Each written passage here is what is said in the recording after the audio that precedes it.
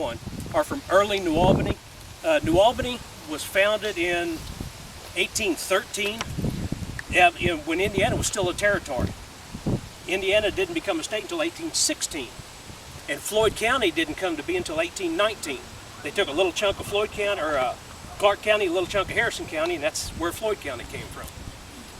So I don't know why, but but you never know about that. That's covered all that. One of the things about this tour, when we first started these tours, a lot of people thought, oh good, a spooky tour. It's not a spooky tour. Hopefully it's educational, hopefully it's fun, but it's not spooky. No, don't worry about that. What I always like to say is, when you look around all the houses and you drive around New Albany, you see neighborhoods. And in the neighborhoods are the houses, and inside every house is a different story. People with different stories.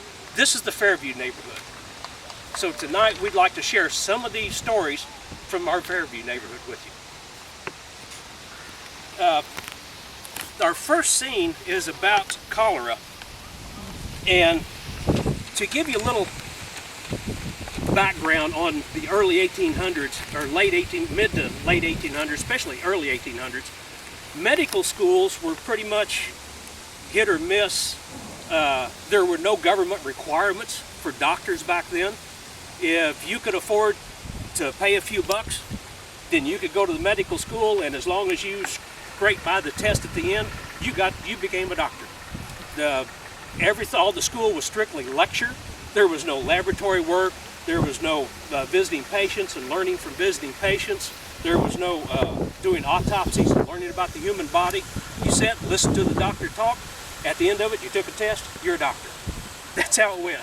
So, which is scary nowadays. Yeah, pretty much. Professors were paid according to how many students they had.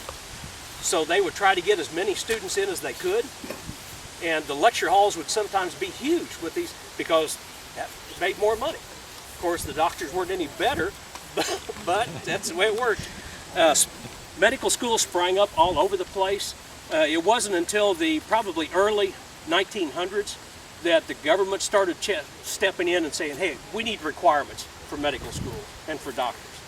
But, by 1917, vaccines had come about. I think it was 1917. Vaccines had come about, but the thing about vaccines, they don't cure a disease. They can prevent the disease.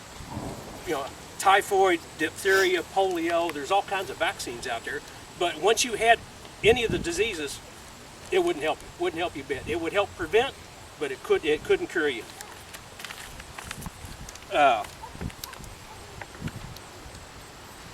We're ready to go. That's it.